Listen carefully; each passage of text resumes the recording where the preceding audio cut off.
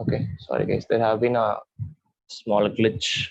Okay, so yeah, so I was telling the idea behind this problem is, see, for in this for lambda m naught of CH3COOH, how can I write it? I can write it as lambda m naught of CH3COO minus plus lambda m naught of H plus. Correct? Okay, so these two terms I have to get, and I know for KCl how should I write? For HCl I know how should I write? For CH3COONA how should I write? Just split the ion and write. Okay, so you have to do something to these things so that you will be getting these two values alone out. Okay, and the good way to go about this problem, right? And the good way to go about this problem is to check for the anion and cation, right?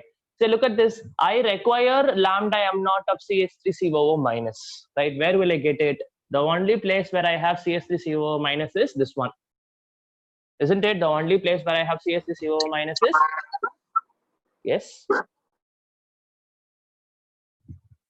Any doubts?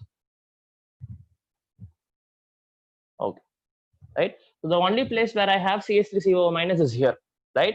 So from this, if I write for this, it is going to be equal to lambda m naught of CH3COO minus plus lambda m naught of Na plus is going to be 91. Okay, now from this I require CH3COO minus, but I don't require Na plus, right? From this okay, or we'll go for another thing also. Now what is the next thing I require? I require H plus, right? See, where can I get H plus? The only place from which I can get H plus is here, this, right? So I will be able to write this equation as lambda m naught of H plus plus lambda m naught of Cl minus is equal to how much? 426.2, right? Lambda m naught of H plus plus lambda m naught of Cl minus is equal to 426.2. Correct? Fine. Now if I add these two equations, what will I get? I will get CH3COO minus, I'll get H plus also, but extra I have Cl minus and Na plus also. That means I have Na plus and Cl minus to be extra, and I don't want that. I want only these two. Correct? If I just add them, that is, if I add these two values, I will get CH3COO minus and H plus, but extra other than that I have Na plus and Cl minus, which I don't want. So what will I do? You have to somehow subtract. So the best way to subtract is what? Taking this value, correct? Taking this value. So if I write this as lambda m naught of Na plus plus lambda m naught of Cl minus, which is equal to 126.5, right? So what should I do? Say if I give it as 1, if I give this equation as 2 and this equation as 3, what should I do? I should add 1 and 2 and subtract 3. That's it. Why adding n and 2, 1 and 2? Because I require CH0 minus and H plus, right? By adding 1 and 2, I'm getting Na plus and Cl minus to be extra. So I'm subtracting 3 where I have Na plus and Cl minus. That's it, right? So what should be the answer? The answer would be 91 plus 426.2. 91, 90 would be 5 to 516. It will be 517.2. 517.2 minus 126.5. 517.2 minus 126.2 will become 0, 1, 11, 4, 3, 8. So it will be 381 would be the answer. Guys, everybody understood how to do this kind of problems? Everybody understood what I did here? Sir, it is 126.5, sir. It's 126.5, okay, fine. So 126.5, so it will become 380.7. Okay.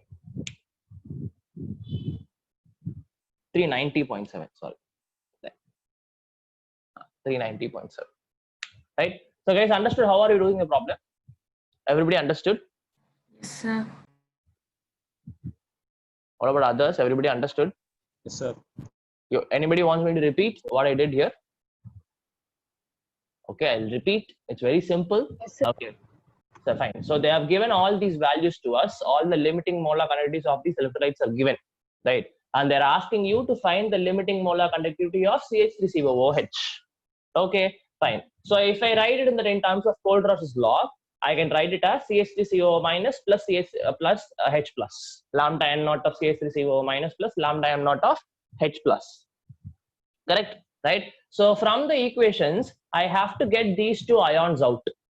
That is what is my motto, right? So I see I require CH3COO minus. Where do I have CH3COO minus? Here only I have CH3COO minus, because I can write this as CH3COO minus plus Na plus, right? And that value we know.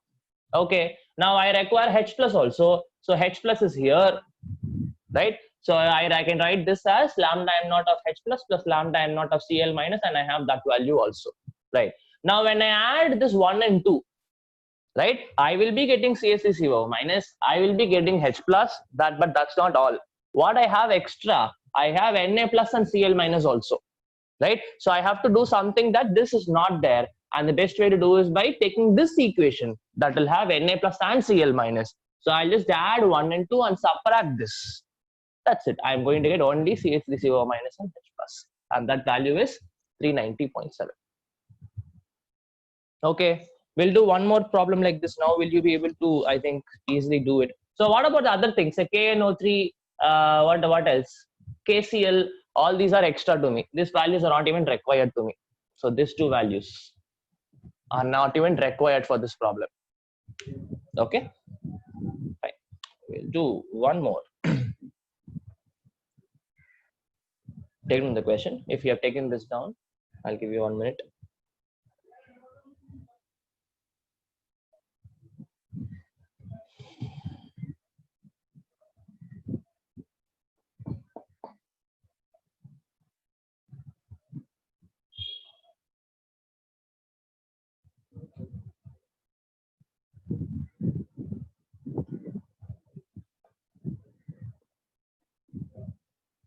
Right.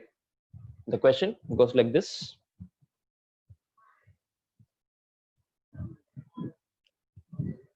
The limiting molar content, okay, write it as lambda m naught of the lambda m naught of NaCl,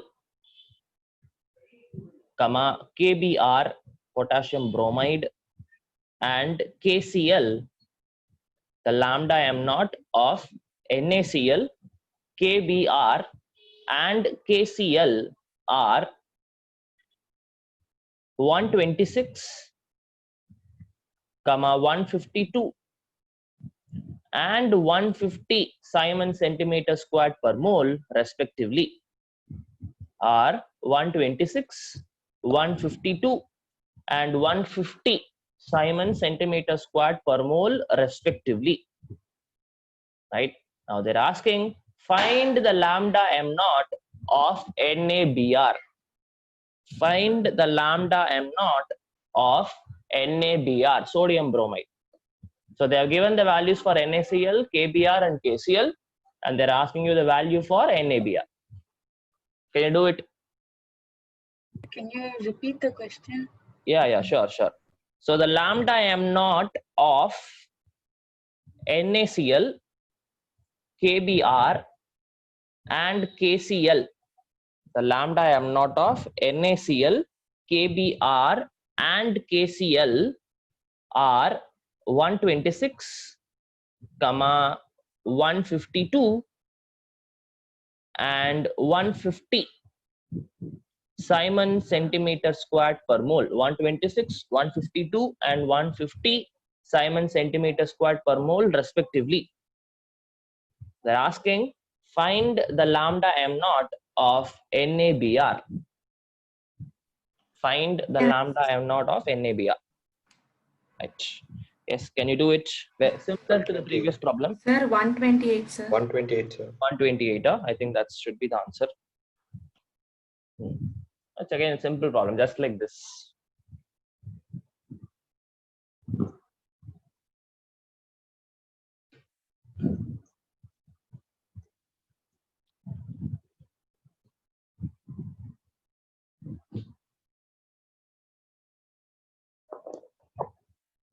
Okay, so I want to find lambda m naught of NaBr.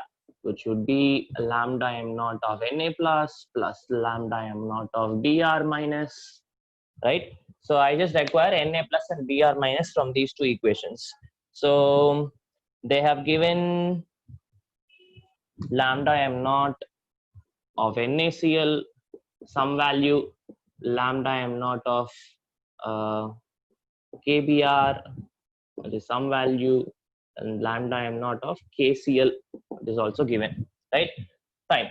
So I require Na plus and Br minus. So the only way I can get Na plus is here. So I'll just make it as 1, right? So I have to take this equation, and I require Br minus also. So the only way where I can get Br minus is this. Say if I put it as 2, I have to put 1 plus 2. So that I will get Na plus and Br minus. Done. But if you add, that is not the only thing which you are getting. We are getting extra K plus and Cl minus also.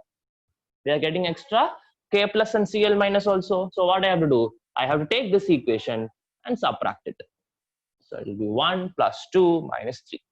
So that whatever the values, I think it will be 126 plus 152 will become 128, 228, 278. 278 minus 150 will become 128. Yeah, so 128 is the answer. 128 Simon centimeter squared per mole is the answer. Okay, understood? Very, very exactly same to the previous problem which we had, except that the ions are different. Nothing else. Okay, fine. Okay, now we'll go to the next topic. Right. So, okay, I forgot to tell you one thing. So, with the help of this limiting molar conductivity, and if I have the molar conductivity value, right, I will be able to tell. I'll be able to tell the amount of dissociation which is going to happen in the electrolyte. Okay. So there is a very simple formula by which I'll be able to find this. Okay, can you have this part? It's very simple, right? This is 3.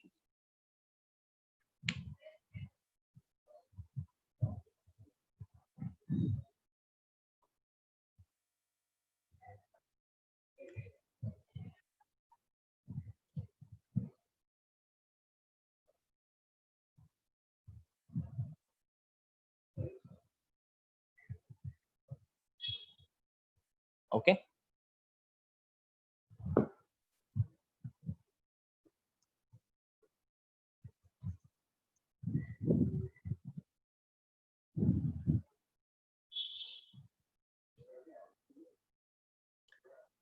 Fine. So I'm talking about degree of dissociation, right? So if I have 1 mole, basically what I studied in your 11th class, I studied about something called as alpha. Alpha is what? Degree of dissociation, isn't it? Right? So I'll be able to find the degree of dissociation if I have given the lambda m and the lambda m naught, that is molar conductivity, and the limiting molar conductivity value is given to you, right? You will be able to find what is the alpha value, that is degree of dissociation. A simple formula. Just take down the formula. Alpha, that is my degree of dissociation,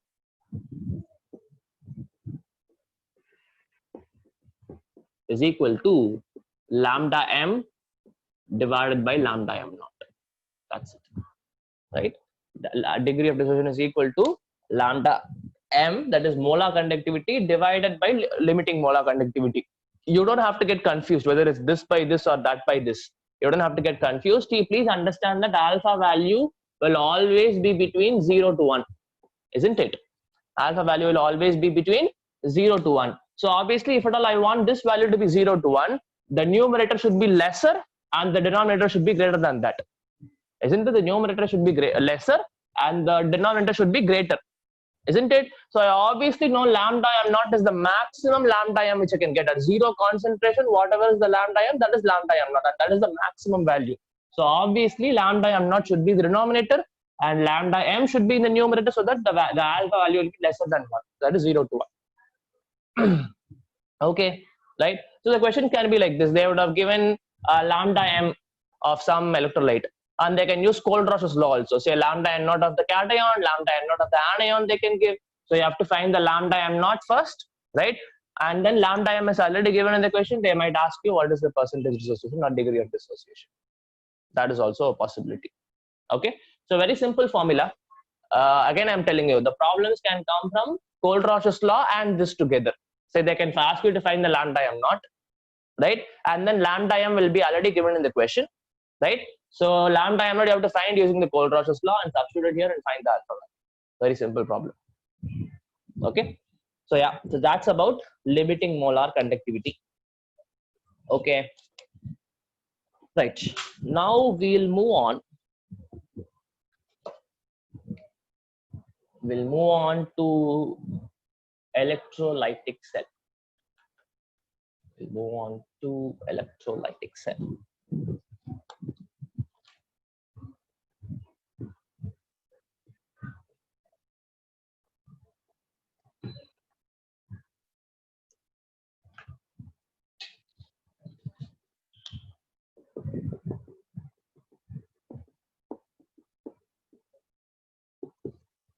Okay, so we have completed all the things about galvanic cells. Now we are moving for electrolytic cell.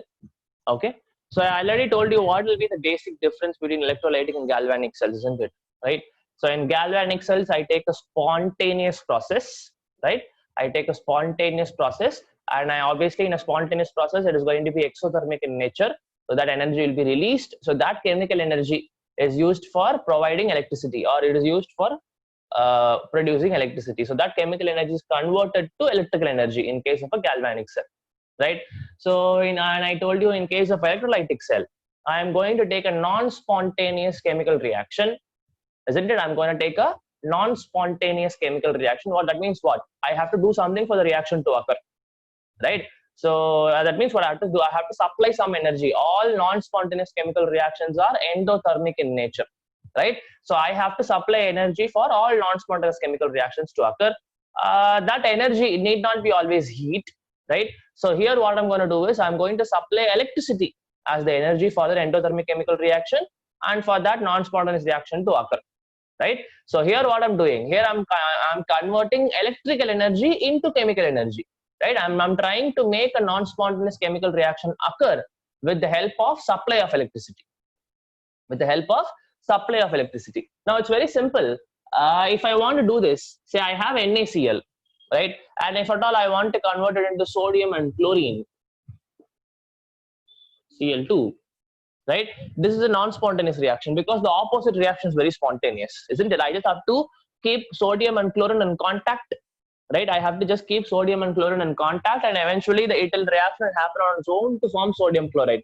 But it is not like that. If I keep sodium chloride in air, it doesn't happen on its own that sodium and chlorine are produced. Never it will happen because that is non-spontaneous, right?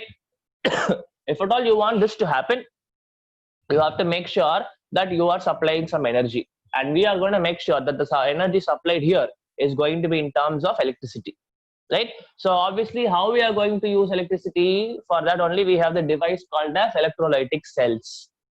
Okay, so you would have studied in the lower classes also how an electrolytic cell looks, but anyways we'll see it again. Okay,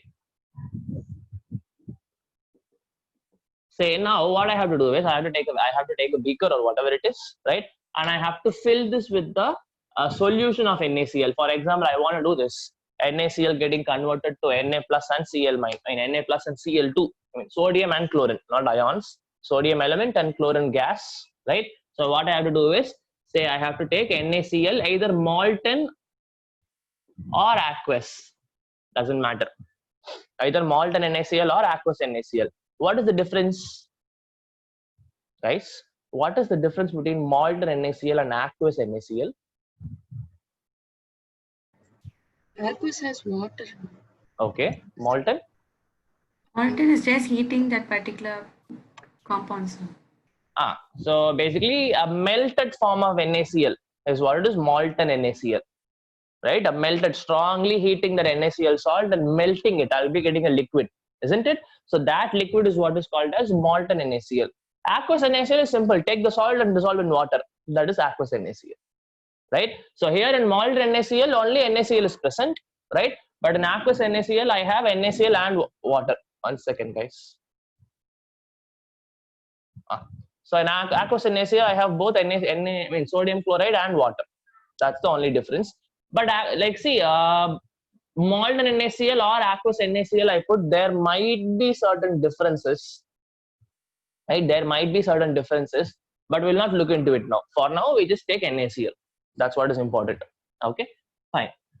So I have to supply electricity to this. Okay, and I cannot directly give a wire and supply electricity, so I have to use electrodes, obviously, right? Okay, so I have to put 2 electrodes, right? I have to put 2 electrodes, right? And obviously, I'm going to supply electricity, so I have to supply. So I have to connect to the battery. And what is about? How can I supply electricity? From where will I draw the electricity? From a galvanic cell. Very simple, right? So I have to connect this to a galvanic cell that is nothing but a battery, right? So I have, say, positive terminal, negative terminal, negative terminal. I have connected to the battery. Done. And this is the basic setup. Very simple setup. I have the electrolyte, right? And I have 2 electrodes connected to the battery by which I'm going to supply electricity, right? Okay. So now, once the battery is switched on, right? Once the battery is switched on, I will create some potential difference between the 2 electrodes, right? I will create some potential difference between the electrodes when the battery is switched on. Okay. So look at this. Okay. Now I have this electrode connected to the negative terminal of the battery and this connected to the positive terminal of the battery. So I'm going to give it some names also. The negative terminal connected electrode is what is called as cathode, and the positive terminal connected electrode is what is called as my anode. Okay. Okay, if at all you get confused with this, remember like this: cation positive, cathode negative, opposite, right? Cation positive, cathode negative. So that way you can remember. And obviously anode, anion is negative, anode is positive. Either way you will be able to remember. Okay, fine. Now what I have to understand is, now if it is, say, if it is going to be molten NaCl or aqueous NaCl, this is going to produce Na plus and Cl minus ions. In the solution, in the aqueous solution or in the molten state, I will have both Na plus and Cl minus ions going to get produced, right?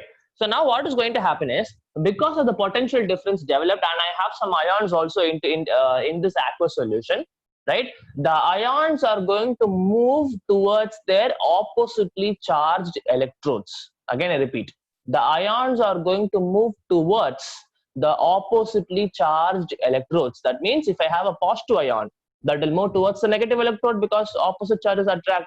And if it's a negative ion, it is going to move towards anode, that is my positive electrode. Okay, so here I have Na plus. Na plus will move towards cathode because that is the negatively charged electrode, and Cl minus will move towards the anode. Okay, fine. So we have to see, okay, if it moves and it goes towards the cathode, what is going to happen? Or if it moves towards the anode, what is going to happen? We'll see. Okay, so please understand, my negative terminal, that is my cathode, is high, it is connected to the negative terminal of the battery. So can I say this will be very rich in electrons? It is rich in negative charge. Cathode will always be rich in negative charge because it is connected to the negative terminal of the battery. In the negative charge, in the sense, it is going to have high number of electrons to be present. Okay, so what is going to happen is, at cathode, and I know towards cathode, Na plus is moving. Okay, and this Na plus, it is going towards the cathode, which is rich in electrons. So the cathode is going to supply electron to Na plus. The cathode is going to supply electron to Na plus because cathode already has so many electrons. It is connected to the negative terminal of the battery, right? So this sodium is going to take up an electron from the cathode and it is going to form sodium. Na plus accepting electron to form sodium. Na plus plus electron gives Na. Sodium solid. So you will see after a point of time that this entire surface of this electrode will be covered with sodium. So much amount of Na plus will go, it will keep on accepting electrons to form sodium solid, which will be deposited on this electrode, which will be deposited on this cathode. Okay, fine. Now when I go to anode,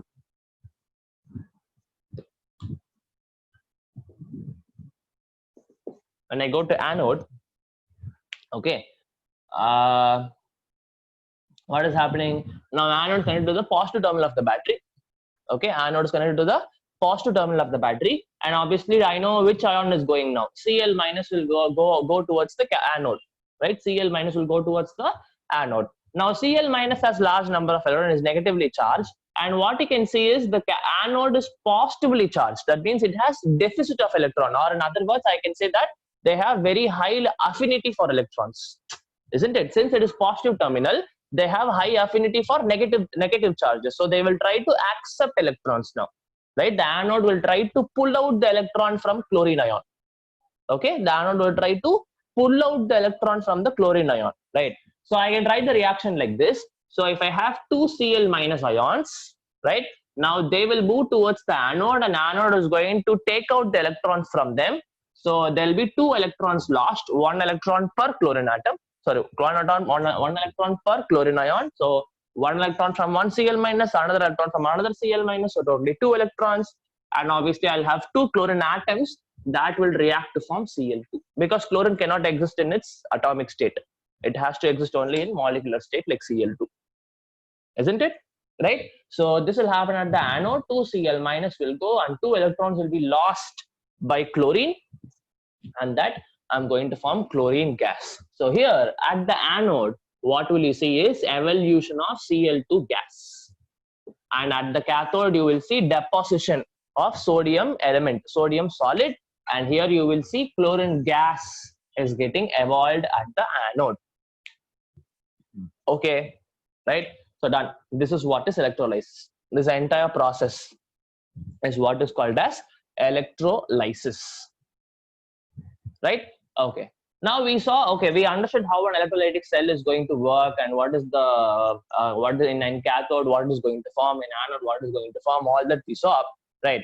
So now the next thing I'm interested in is how much, right? How much is, so for example, I understood that sodium is getting deposited.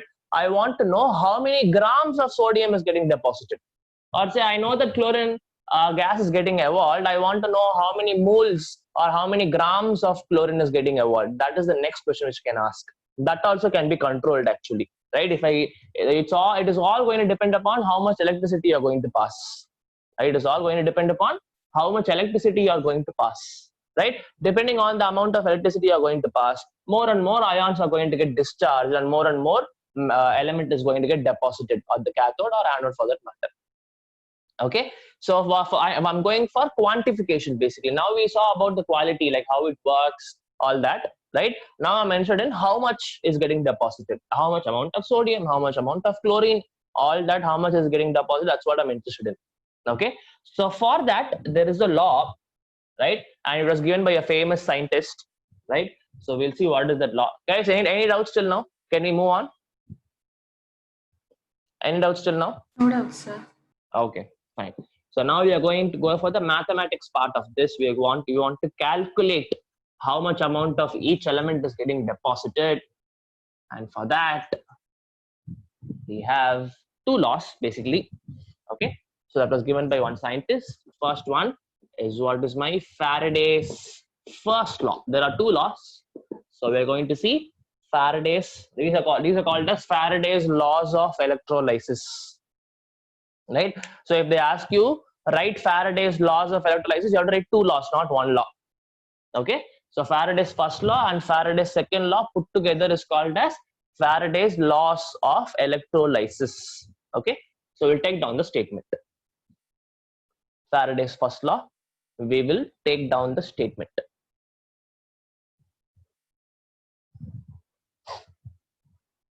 Now,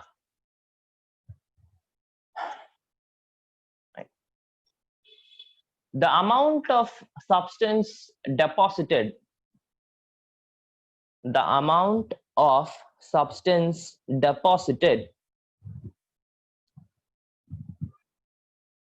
in an electrode or in any of the electrode, okay, right, like this, the amount of substance deposited in any of the electrode, the amount of substance deposited in any of the electrode during an electrolysis process, the amount of substance deposited at any electrode during an electrolysis process is directly proportional to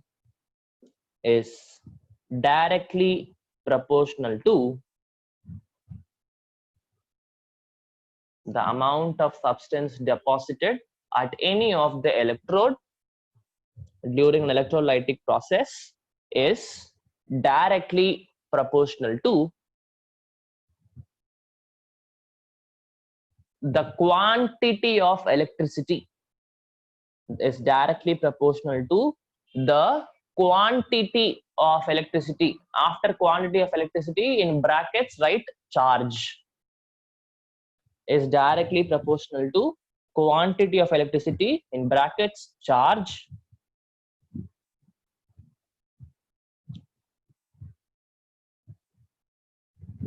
passed through the electrolyte. Passed through the electrolyte.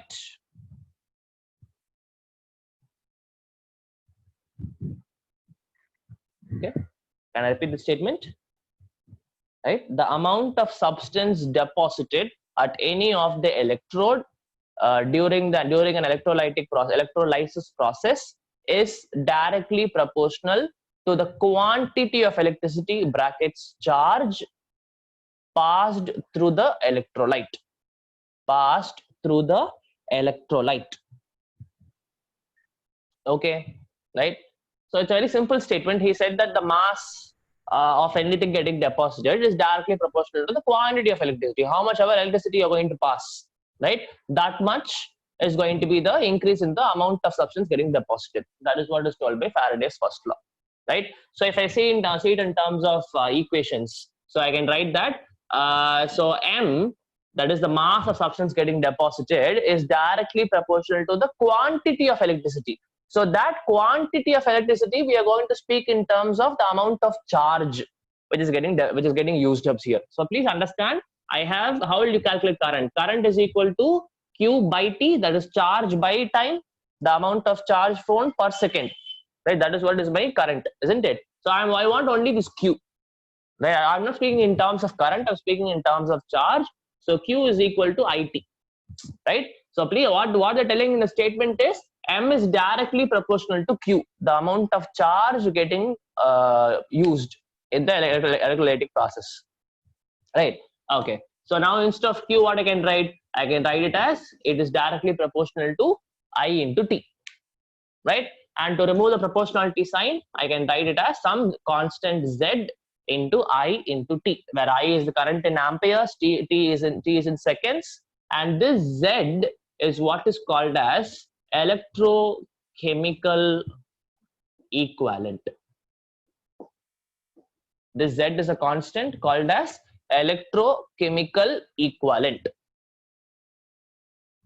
Okay, this Z is what is called as electrochemical equivalent.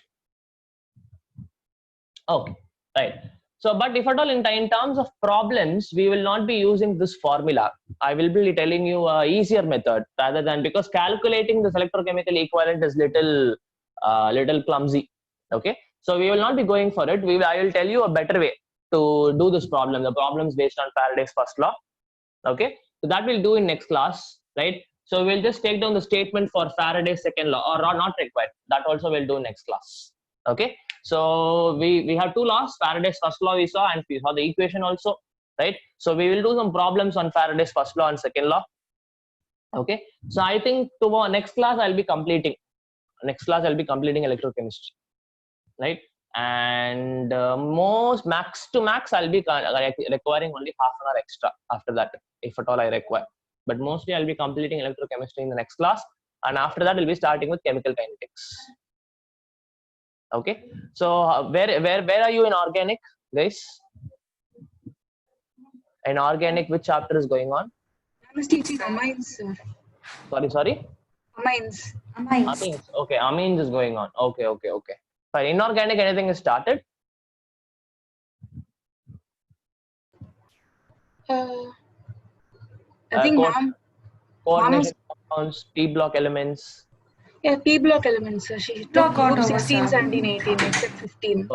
Okay, 16, 17, 18 is taught. Okay. Yes. Fine, cool. So we'll go slowly then. We have a lot of chapters left out. Okay, till then. So we'll meet again, guys, on Thursday. We'll meet again. Thank you. Thank you. Thank you, sir. Thank you, sir. Thank you, sir. Thank you, everyone. We'll meet. Bye-bye.